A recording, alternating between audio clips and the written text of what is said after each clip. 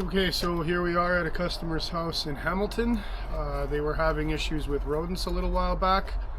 We put some bait stations outside and we're just going to head in the back and refill them. So let's see what we got. So this is bait station number 1. Let me grab our key here.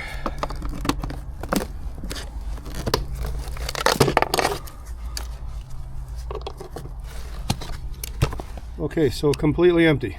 So obvious activity. So what we're going to do here is we're going to take our bait and we're going to refill this thing. Again, this one's completely empty. You can even see at the back here where they've been kind of chewing a few holes in it, but that's all right. We're just going to fill this one up too.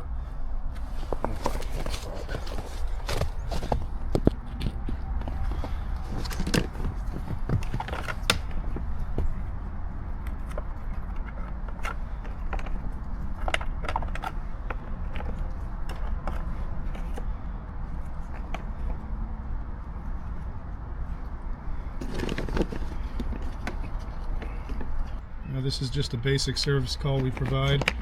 Oftentimes the number of rodents will actually exceed the amount of bait that we use, so we bring in these warranty calls just to make sure that we get everything.